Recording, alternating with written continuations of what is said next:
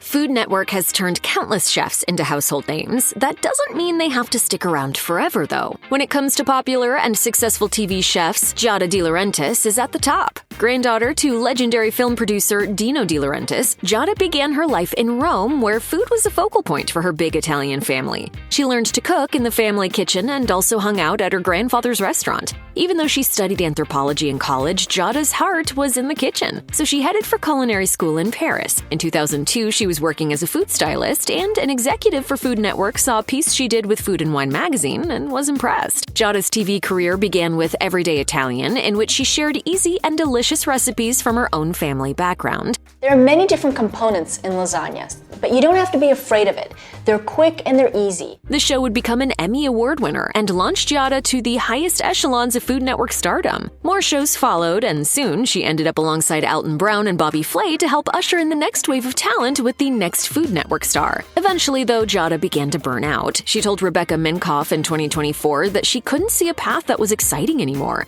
Explaining that she needs excitement, she said, "I get bored, and if I'm getting bored, my viewers are getting bored." Giada quit Food Network in 2023. These days, she's busy with her online culinary business, Jodsy. Like Giada, Rachel Ray was born into a culinary family. Her parents owned restaurants in upstate New York, where she grew up. She credits both her mother and her grandfather, who she says also grew everything his family ate, for teaching her to cook. Rachel once said that her first vivid memory was watching her mom in a restaurant kitchen. As a young woman, she moved to New York City, where she ended up as manager of the fresh foods department at Macy's. Eventually, though, she headed back upstate to the Lake George area. There, she was hired as a pub and restaurant manager for Sagamore Resort. After moving to Albany, Rachel began hosting a cooking segment on a local CBS affiliate called 30-Minute Meals. That got the attention of Food Network. The company took over production of the show, and Rachel hit the big time. She went on to host shows like $40 a Day, Rachel Ray's Vacation, and Tasty Travels. So why leave all that? Opportunity knocked in 2006 when she landed her own daytime talk show.